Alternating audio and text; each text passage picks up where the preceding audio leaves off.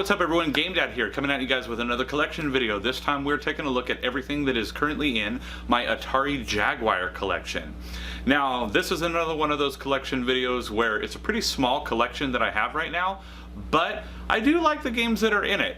The Jaguar definitely has a bad rap for being, the first 64-bit console, but never really pushing it to the 64-bit level like, say, the N64 did. So it kind of was a major colossal flop, but they did come out with some cool stuff for it, and I'm going to show you what I have currently in the collection today. So come with me as we check out what games are on the list.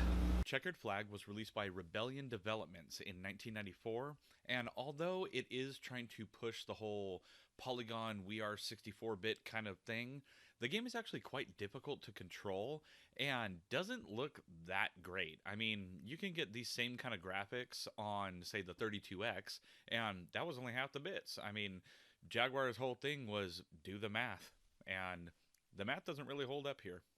Up next, we have Cybermorph, released by Attention to Detail in 1993, and this was kind of like, the game that made the console, and that's pretty darn sad. The game is okay as far as gameplay goes. There are definitely games that are more fun, but honestly, the little cyber lady that comes up always asking, where'd you learn how to fly? It makes you just want to rage quit and break your system. It's awful. Up next is Hover Strike, released by Atari Corporation in 1995, and this one feels like Cybermorph, but with a tank, and not as good.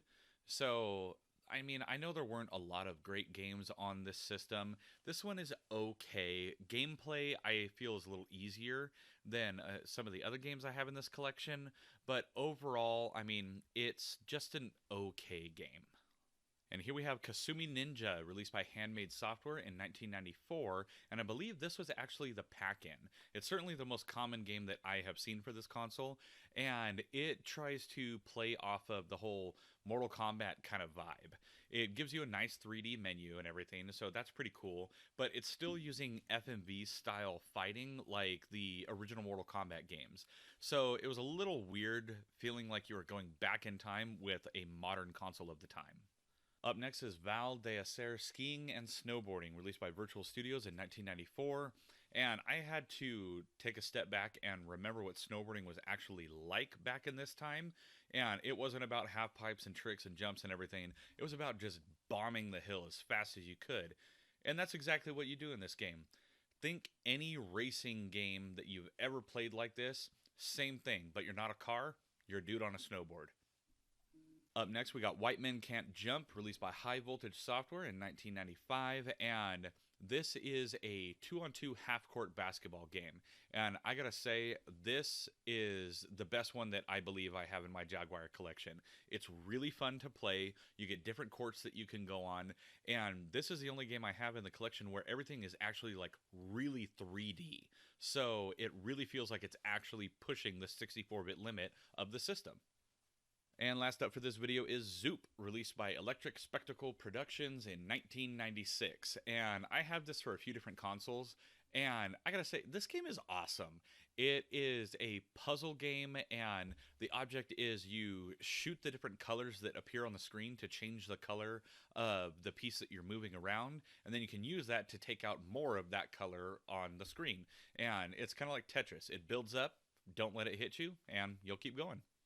So there you have it, everyone. That is everything that is currently in my Atari Jaguar collection. It's only 7 games, but you know what?